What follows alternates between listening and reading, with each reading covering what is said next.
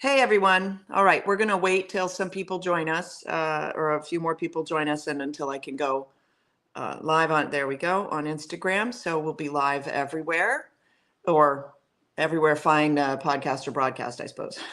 Anyway, yes, I'm Sam Sorbo. Today we're talking about the Free Act, and I have with me the founder of the Free Act. It is a nationwide movement, but she's based in Tennessee, and we're going to talk a little bit about Tennessee. And so let me bring her in, and forgive the shaking of my camera. It's so funny to me that Instagram works the way that it works, which means that I have to do this on my phone, but I have to use my computer to get on Instagram. Usually Instagram hates you on your computer once you, it's very odd. Anyway, here we are. Tiffany Boyd, welcome to the conversation. Absolutely. Thank you for having me. So talk to me about this, the FREE Act. By the way, FREE stands for the family right to educational emancipation. And I will tell you that I have used that word a lot in my, let's call it my ministry, is that my goal is to emancipate parents and their children from our modern schools. Sounds like you and I are very much on the same page. I believe so. I came into this arena, I guess you could say, almost 22 years ago. Our family is finishing up our 21st year of homeschooling. Our youngest is in the sixth grade, so we still have several more years to go. We have 5 children. And in a previous life, I was a tenured public school teacher. Oh, dear. You guys are the worst. You are the worst anti-school people. Like, you're like non-smokers who were smokers. Exactly. I tell people that, one of the foundational reasons why I founded Free Your Children was to equip parents to take up the mantle of discipling and teaching their own children. So originally, that was what we were doing full time. And it morphed into more of what we're doing now, which became a national campaign essentially to attempt to educate parents with the information and the truth that they need in order to protect their families, particularly as we see this attack nationwide against homeschoolers continue as the agenda continues to ramp up and march forward. Okay, hold on. Talk a little bit about that. The attack against homeschoolers. What is it that you're seeing? What do we need to know? And okay, it's a loaded question, but I'll let you start there, and then we'll see where you take it. Yes, well, for us, for me specifically, I had founded a homeschool support group years ago, and I served in that capacity for about 19 years. And I offered co-op classes where, a cooperative of parents got together and we taught our children together in a group for free. We just shared our times and talents and resources, and we each took a core area that we felt, most equipped to teach, and we did that. And we would also go on field trips together. I created a service, Christian-based service project club where we would do service projects for the community once a month, and I did that. Again, I served mainly in that capacity for about 19 years. And then I started noticing some things that were happening legislatively here in Tennessee that were a direct threat to not only our homeschooling rights, but also our parental rights. And one of those was the well-being child checks that our then Education Commissioner, Penny Schwinn, had attempted to institute. And so it happened to be a family that was a member of my local support group that stumbled upon that on the board, the Tennessee.gov website. And they contacted me and asked me what I knew about it. And of course, I knew nothing about it because no one had ever seen it before. And so we were essentially told it had been uploaded basically in, undercover in the dark of the night. I'm sure that there were a multitude of people who knew this because they had created a well-being child check task force and crossed all their T's and dotted all of their I's. And so what they intended to do, of course, this was during COVID, so they were using that quote emergency as a way to attempt to get into the homes of all families who had children from ages birth to 18. Regardless of how they were being educated. So they planned on coming into all the homes of the parents to institute a well-being child check. And of course, that would have included homeschool children. And our children weren't in the public school system. So when they closed down the schools, that did not affect us. We were still going on with our everyday lives. So of course, we pushed back. And we thought, well, the majority of people, I think, believed that we had been successful in shelving that initiative, but I knew that it would just come back under a different name, somewhere else. They would find a way to try to enter into our homes. And so they did. Unfortunately, Penny Schwinn has been appointed, under President Trump as an education, a person in education. And so that's concerning. And I've written about that. And I've spoken about that on other shows. But what we are noticing is across the nation, oftentimes built into the school choice bills, one of the conditions of accepting that money would be either a background check or a well-being child check. So they're baiting the parents with government dollars, and then they're using that as a way to gain entry into the homes of homeschoolers.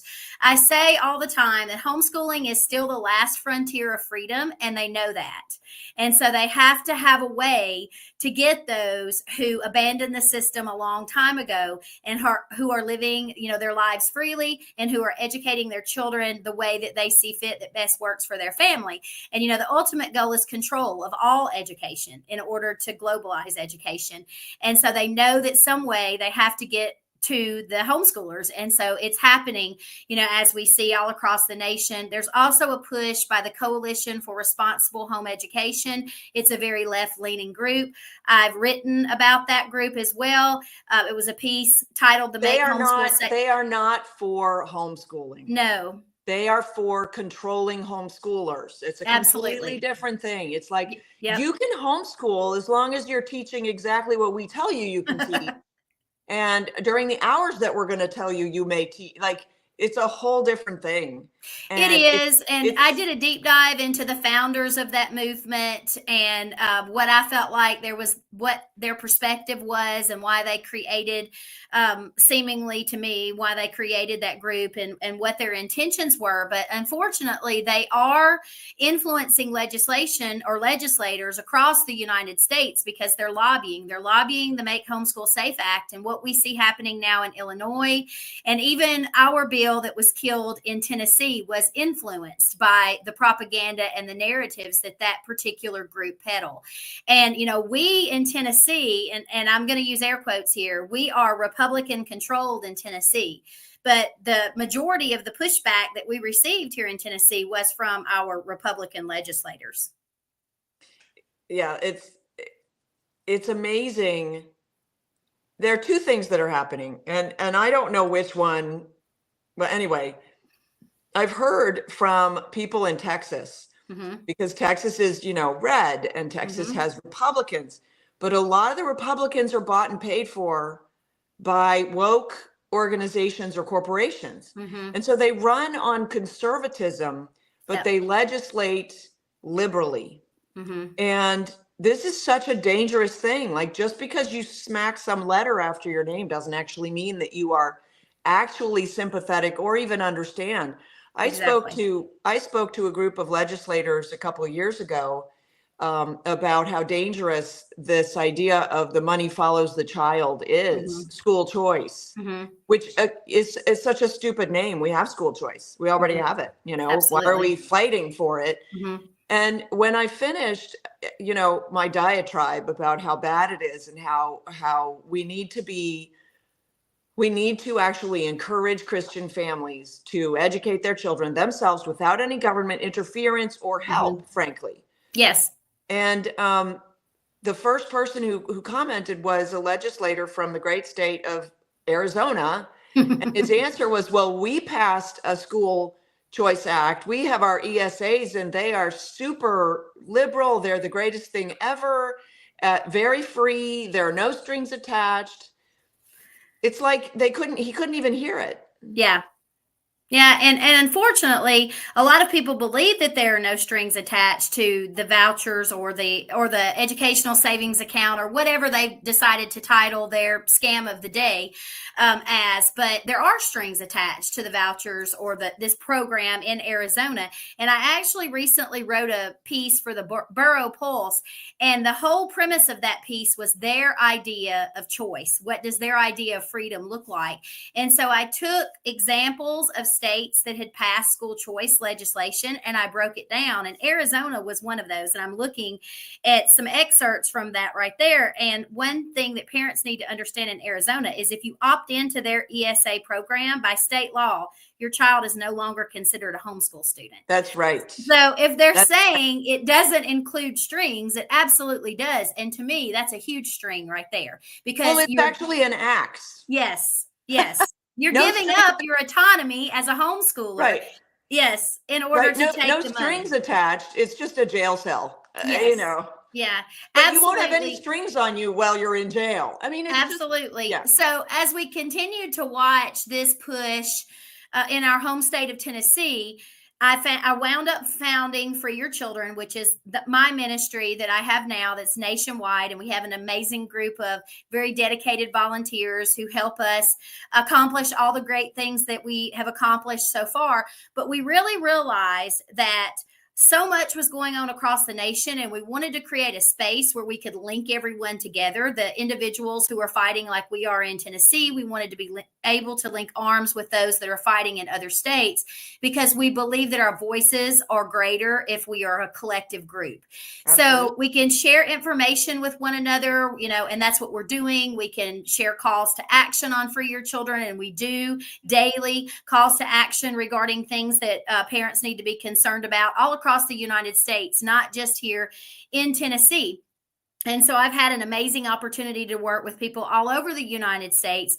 And one of my biggest goals has become to educate parents on where this agenda started, where we are now, and where it's headed in the future. So we set up a series of seminars that we have been doing, not only in Tennessee, but in other states, in an attempt to hopefully be able to educate as many families as possible so that they can better protect their parental rights and their educational rights and their constitutional rights. And we fought back against school choice. We fought this legislative session, but the legislative session prior to that, we were actually able to beat it back and stop it. And so everyone had told us that we would not be successful, to go home, but we stayed a very prominent force at the Capitol. We took large groups of homeschoolers up there to push back against the school choice legislation, and it didn't pass. But of course, in Tennessee this year, our governor called a special session where he tied in his school choice bill with disaster relief for the families in East Tennessee who suffered the catastrophic flooding. So they were basically held prisoner. And if they were going to get their disaster relief funding, all the money was tied up in the fiscal note of the bill. So if the legislators did not vote in favor of the Education Freedom Scholarship Act in Tennessee, those victims in East Tennessee would not receive the funding because this was our governor's pet project. He was determined that it was going to pass, and it did pass. And I call it the Nancy Pelosi bill because we're just now figuring out what that program is going to look like. But because, of course, they had the right and the authority to promulgate the rules after the bill already passed. So last legislative session, homeschoolers were included in the bill. And we know that's the ultimate goal of these school choice narratives anyway, is to swallow homeschoolers up. This year, they left homeschoolers out. And I use that tongue in cheek because our homeschool laws in Tennessee are very convoluted. And if you are using online schools, oftentimes that's referred to as homeschooling. And we know that, a lot of those schools have the capability to be able to benefit a lot earlier than the regular homeschool community from these particular school choice programs. But anyway, they made it clear from the House floor and the Senate floor that their ultimate goal was to allow homeschoolers to be able to utilize these funds. So we wanted in Tennessee to try to do something to ensure that those of us who know and understand what this agenda is, to have a space where we would not be swallowed up, because we know it's incrementalism. And when one homeschool family decides to fall for this trap and take the money, then it will be very easy for them to then come in and tighten the screws, across all of the homeschool communities at large. So we decided to draft a bill, which was the FREE Act that you mentioned earlier. And this particular homeschooling category was separate and distinct. We weren't taking any of the other already existing categories away. So those families would still have an option to choose whichever option would work best for their family. But this particular option would have been an option that would not have been available to access any government monies whatsoever. So they would not be able to utilize any of the Education Freedom Scholarship Act funds if they chose to register their child or to land in this particular option of homeschooling that we hope to have passed in Tennessee. It wasn't going to cost the state of Tennessee anything. We said, as we worked to attempt to get this bill passed, that our Republican legislators time and time again claimed that they were in favor of putting parents in the driver's seat of their children's education, that parents were the most equipped to make decisions for their children in terms of education, that parents know best when it comes to their children's education. However, all of those legislators then turned around and voted no to the FREE Act and wound up killing it in the House Education Administration Subcommittee. And the legislative process was not even honored as our bill was moving through committee. So what it said to us was this: the only choice they believe in is the choices that are government controlled. Right. So now at least the battle lines have been drawn. Exactly. And we said from the beginning, we were not surprised, because we have been having conversations with legislators for years regarding homeschool rights and parental rights and educational rights. And this particular legislative session, they were equating homeschooling to child abuse. They were really mimicking and reiterating the propaganda that the Coalition for Responsible Home Education had been peddling. They were accusing homeschoolers of sex trafficking their children. They were accusing homeschoolers of being child abusers. And of course, we know that all of those are just anecdotal scenarios that they have created. They have no statistical evidence to prove any of that. I have plenty of statistical evidence to prove that they are the child abusers and the sex traffickers. Absolutely. But they don't want to have those conversations. And so, it really, you're right. We said from the beginning that if the bill passes, wonderful, we will have accomplished that goal. But if it doesn't pass, we still will have accomplished a goal. And that goal will be, we will clearly know who believes in true freedom and who doesn't. And that is exactly what has happened in Tennessee. Now we know which Republican legislators do not believe in a parent's constitutional right to educate their children as they see fit. So you have the votes, you have the record, and you said nobody voted for it.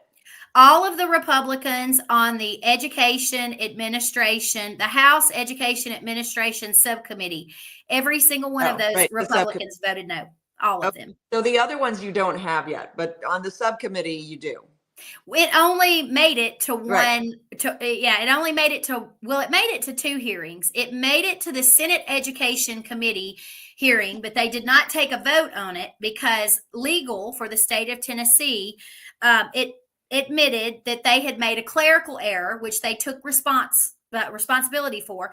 And our sponsor of the bill asked if there could be a voice amendment, to which legal stated that it would be a very simple voice amendment that could be taken to clarify the clerical error. But the chair of that particular Senate Education Committee refused that and rolled the bill a week. Well, strategically, what we had planned to do was to start moving the bill through the Senate first, because we had more support in the Senate. So when they did that, it kicked the bill back to the House, which is where the bill had been on the calendar to be heard. Our House sponsor then asked for the bill to be rolled a week, and they denied him his legislative privileges to roll the bill for a week. And so at first they claimed that he had already used up all of his opportunities to roll the bill, which he had not, because the bill had never been heard in the House. So first they tried that tactic. When we pushed back on that, then they just flat out refused. And so homeschoolers were calling the chair of that particular committee, sending him text messages, calling the Capitol, his office at the Capitol in Tennessee, to which he was not responding. He refused to roll the bill. The sponsor of the bill actually called me that morning. It was before 6 o'clock in the morning, to tell me that they were refusing him the opportunity to roll the bill. And so he wanted to see if we could make it to the Capitol in time, because we knew that the bill was going to be heard. And it was, and we were there. And leading up to that, we knew that a juvenile judge had drafted a letter and sent it to the legislators, because I had been contacted by several politicians on the Hill to tell me that they had received this. And basically that left-leaning juvenile judge, we've been told that he's very left-leaning, made the statement that basically homeschool families, this could be a way that homeschool families could perpetrate abuse on their children, and there would be no way of checking on these kids. And of course, the chair of that particular committee referenced that letter. I've shared the clips on all of our social media platforms where you can hear him, reiterating what this judge said. But yet they don't want to have the discussions about how much abuse is happening in our public schools. And then I would also like to add that they gave for killing this bill was that it would alleviate us from being required to follow compulsory attendance laws and truancy intervention laws. But ironically, Tennessee has passed a bill that deals with undocumented students. And so if a child is undocumented, then the local education agency in Tennessee has the discretion to charge those families with a certain monetary amount that it would cost their child or children to utilize English as a second language services. And if the parents can't afford that monetary amount, they would not be then allowed to enroll their children in the schools. So they were asked, so do these children not have to follow compulsory attendance laws and truancy intervention laws? And the answer to that is no. So it's okay for undocumented children to be roaming and unaccounted for, but it's not okay for homeschool students in the state of Tennessee to be free and have true educational autonomy. So, that speaks volumes about, do they really care about the kids? Because if it was really about the kids, wouldn't they be worried about all children?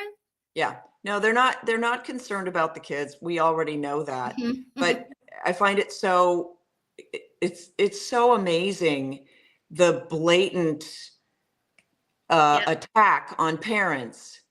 The assumption is parents are bad for children, and the state really needs to intervene and make sure that children are safe from their parents. Yep. And I think that that's really the sort of the most egregious interpretation. Well, not the most egregious interpretation, but the most egregious sort of part of all of this is that the fear is, well, child abuse in the home and we have no oversight. Yeah, you do. You've got CPS. Right. Exactly. Yep. So, but they're saying no, because you could lock your children away, and the people at the grocery store would not be able to notice or whatever. I mean, it's just absurd. It is absurd, especially when you consider how many children are missing from the CPS system that are unaccounted for. Right. And we're not having those discussions. We're not having the discussions about the statistics of the number of children who are abused in the public schools. And let's the ones that are reporting, right? That's what I was going to say. And they are allowed to self-report. So that's just what we know about. We don't even have an accurate count of the statistics because there is no Clary Act for grades K through 12. So they can report what they choose to report. They can also, what is referred to in the educational world. Forgive me, clarity. You're saying the schools don't have to report even if they get a report, but I'm saying children won't report. Right. So Correct. we maybe have a maybe 10% Mm-hmm. idea Mm-hmm. of how much abuse is happening in the schools. Right. And not to mention the abuse. There was a video recently of a police officer going to the home of a teacher who lived there with a transgender partner and had taken in a 17-year-old. Mm-hmm. And the mother was in her car outside asking the police officer, please go and retrieve my daughter. She does not have permission to be here. And the Mm-hmm. officer went in and did a wellness check Mm-hmm. and laughed it off Mm-hmm. because Yeah. the daughter was just apparently happy to be there, but we don't know that. We don't know if she was coerced. The Right. officer was like, well, she's almost 18. It's like, well, he's almost 7. You might Mm-hmm. as well let him get raped. I mean, it's just Right. absurd. The idea that somehow CPS has the drop Mm-hmm. on how children should properly be handled Yeah. by other people. It's very frustrating.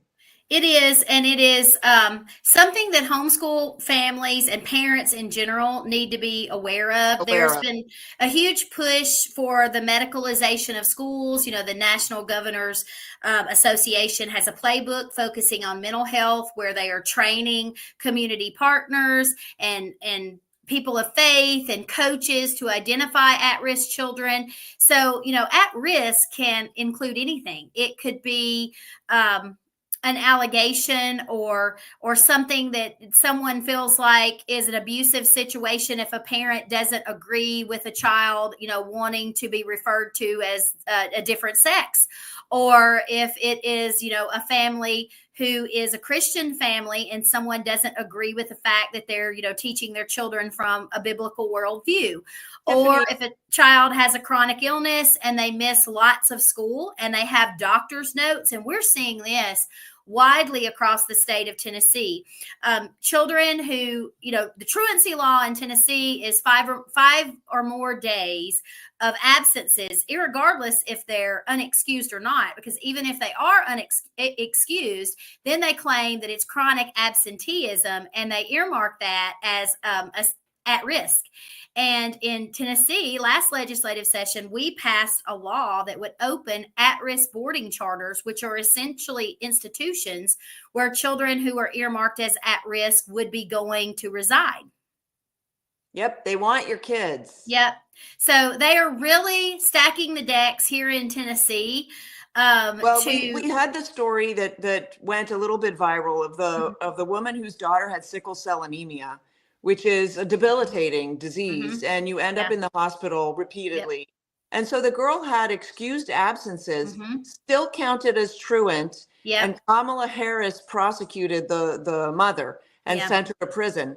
So the idea that they don't have the power already, they do. Mm-hmm. But here's the opportunity. You're trying to sort of lay down a little bit of the battle lines, Mm-hmm. and they're refusing. Even your Republican Yes. so-called sympathetic legislators Yeah. are actually not that sympathetic. And so what's the answer here? What is our next move? What is our best practice going forward? I like to tell parents in general, don't be reactive, be proactive. You know, start asking questions, start meeting with your legislators. If you're too far away to travel to your state's capital, most of them, you know, everyone lives in a district where they have someone elected to represent them. Call them and ask them to meet them somewhere locally. Start talking to them about where they stand on these issues. And if these are people that are not standing, if they're Republicans and they're not standing on constitutional principles, if they are not honoring our Constitution, if they do not believe that a parent has constitutional rights, if they do not believe that children are given to parents by God, then I would suggest that you vote them out. You do your research and you primary people who you can get in office that will start representing their constituents, because what we're seeing in our state is the constituents are not being represented. The lobbyists are being represented. And most people don't know because they are unfamiliar with the legislative process. That's another another thing that I would really like to touch on is that it's okay if you don't know how government works. A lot of people, especially ones who have graduated from public school, have no clue how the government works, how your state's government works. That's okay, but take the time to learn about it with your children and teach them too. Bring them to the That's a good legislator. point. Yes, bring them with you. Let them Yes. see how it works. Let them see how the process works. It's also important for your legislators to see your children and to have to look in the faces of the families that these laws that they're passing affect. And so I think that, again, it's very important for education. Everyone needs to understand what's really happening. And it's a lot. I get accused or referred to, I should say, all the time of being a fire hose, especially when they come to a seminar, to hear the information that I'm presenting, because it is a lot. But you have to start somewhere, and you can't fight a battle until you know who or what the enemy is. And so I think a lot more education needs to be done. I think people really need to, again, be proactive and not Yeah. reactive. And I think that they need to get educated. We need homeschoolers to run for office. Mm-hmm. And also, I would just add to all of that, which is really sound advice, try to convince more people to homeschool with you. Yes, absolutely. Because the more we grow our ranks and the Mm-hmm. more people see the benefits of Yep. this lifestyle, life choice, Yes. for you, for your kids, for the family, Mm-hmm. the more power we will have. So Absolutely. Tiffany Boyd, thank you so much. Do you want to give people a website to go to so they can learn more? Absolutely. They can find us at freeyourchildren.com. Great. Freeyourchildren.com. You can learn about the Free Act and all of that. And I want to thank you for coming on. It's been a really great conversation. I appreciate it. Thank you so much for having me. All right. Thanks.